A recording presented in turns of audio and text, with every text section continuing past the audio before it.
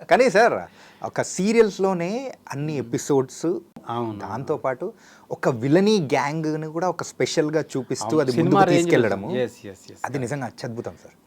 సినిమాలో లాగా దాంట్లో ఫైట్లు కానీ డైరెక్టర్ యాటా గారు మహానుభావుడు, నిజంగా దండం పెట్టుకోవాలి ఆయన నిజంగా నన్ను చూడంగానే తను సినిమాలు చాలా చేశాడే, తను పెట్టండి మనకు మంచి బాగుంటుంది అని యాటా సత్యనారాయణ గారు ఆయన మొన్న సినిమా చేశాడు. మా తెలంగాణ మీద ఏదో సినిమా చేసాడు, ఏదండి పోరాటం మీద ఒక సినిమా చేశాడు, సూపర్ హిట్ సినిమా. రాచరికం కాదు కాదు కాదు కానీ దాంట్లో నేను చేయాల్సింది మిస్ అయ్యాను జస్ట్. ఆయన డైరెక్షన్ మంచి హిట్ అయింది. Super hit sir. Super hit cinema ఏంటంటే ఆ తెలంగాణ విముక్తి కోసం జరిగేది, ఆ మూవీ పేరు నిజాం కాలం నుంచి అది మంచి దాంట్లో చేయాల్సింది బై మిస్టేక్ అంతే, అంటే చేయలేకపోయాను నేను, అది వర్క్ వల్ల. ఆయన పిలిచి ఆ క్యారెక్టర్ ఇవ్వడం నిజంగా సీరియల్ నేను ఇప్పుడు 300-400 ఎపిసోడ్లో కమిట్ అయ్యానండి. 2500 ఎపిసోడ్ల వరకే ఉన్నా నేను. లాస్ట్ గుమ్మడికాయ కొట్టే వరకు 2013 వరకు, లాస్ట్ 13లో గుమ్మడికాయ కొట్టారు. ఎప్పుడు మొదలైంది? ఎప్పుడు 2004లోనో 3లోనో స్టార్ట్ అయింది అది. 5లో అనుకుంటా, 5లోనో 6లోనో గుర్తులేదు నాకు సరిగ్గా. నేను 2007లోనో 8లోనో కమిట్ అయ్యా. 2013 వరకు చేశాను నేను అది. చాలా ఎపిసోడ్లు అయింది ఇదైతే. మీరు, ప్రీతి నిగం గారు అండ్ చలపతిరాజు నారాయణ క్యారెక్టర్ అది. వాళ్ళ పేర్ల మీద ఈ పేర్లే గుర్తుండే జనాలకి. ప్రీతి గారిదేమో యశోధర, నా పేరు చంటి. అలాగా అవును సార్. అంటే అలాగే ఈ మధ్యకాలంలో చూసుకుంటే ఇప్పుడు వస్తున్న సీరియల్స్లో కూడా కొన్ని దానిలలో కొన్ని వండర్ఫుల్ క్యారెక్టర్స్ ఒకే క్యారెక్టర్ పేరుతోనే డిఫరెంట్ గెటప్స్ వేయడం అనేది కూడా చూస్తున్నాం. త్రినేని సీరియల్ ఎలా అనిపిస్తుంది సార్? అన్నపూర్ణ వాళ్ళ సీరియల్ చాలా మంచి క్యారెక్టర్ అండి. దాదాపు 40-50 ఎపిసోడ్లు వచ్చినట్టుంది. చంటికి ఎంత పేరు వచ్చిందో అంతే పేరు వచ్చింది. ఇప్పుడు కూడా మేము వాకింగ్ చేస్తూ ఉంటే, వాకింగ్కి వెళ్తాం మార్నింగ్ నేను మా మిస్సెస్. ఓకే, ప్రతి ఒక్కరు గజగండ గారు చాలా బాగుందండి మీ క్యారెక్టర్ అని పిలిచి అడగడం. జీ తెలుగు సీరియల్ అది మంచి క్యారెక్టర్. అది ఏంటి సార్ ఆ పేరేంటి సార్? గజగండ చాలా గజకొండ ఇది అంటారు, కొండ ఇది అన్నారు, గజగండ మంచి క్యారెక్టర్.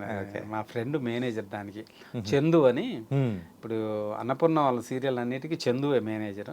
ఓకే, మంచి ఫ్రెండ్. ఇద్దరం కలిసి వేరే సీరియల్ కూడా చేసాం, దాంట్లో మేనేజర్గా జాయిన్ అయ్యాను. ఆర్టిస్ట్ కూడా.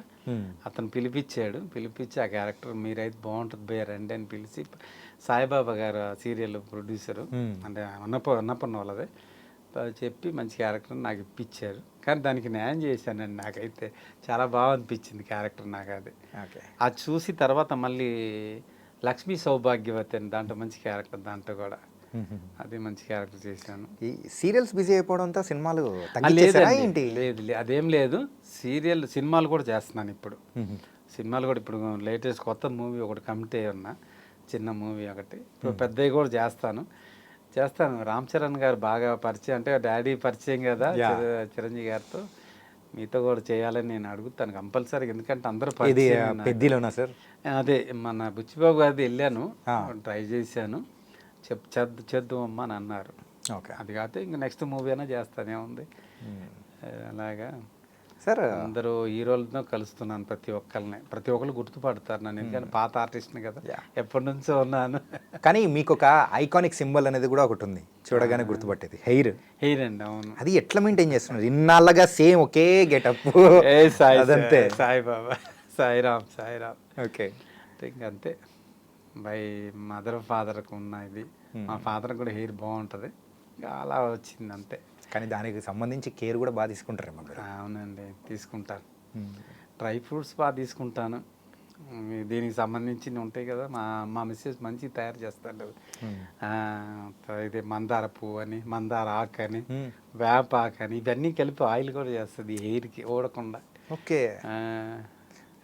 మీకు తగ్గట్టే మేడం గారు కూడా మంచిగా దొరికారు. అయ్యో సూపర్. మా మిస్సెస్ లేకపోతే నాకు చాలా ఇబ్బంది అండి. ఆమె వచ్చిన తర్వాత నా లైఫ్లో నిజంగా మంచి వెలుగు వచ్చింది నాకు. ఏం సార్ అంటే ఆ మార్పు ఏంటి? ముందు ఎలా ఉండేవారు?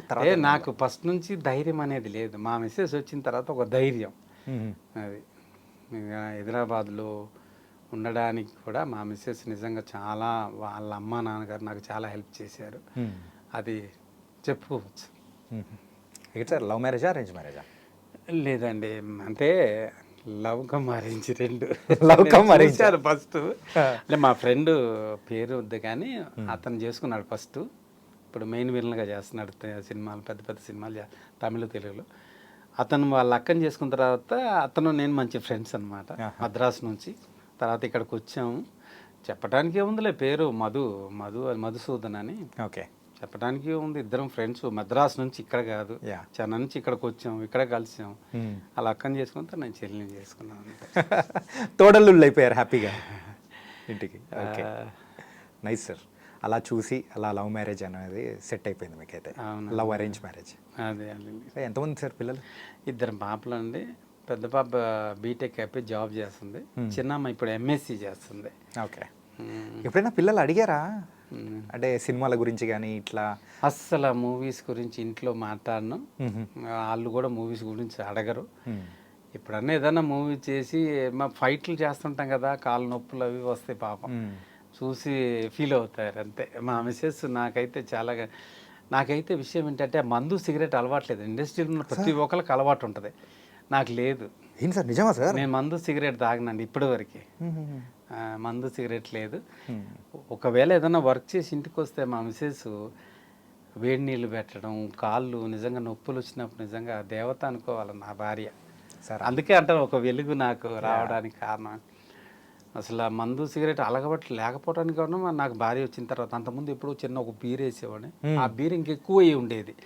నాకు నా అదృష్టం ఉంది, అదృష్టం కొద్దీ నా పెళ్ళి అవ్వడం అది కూడా మానిపించేసింది.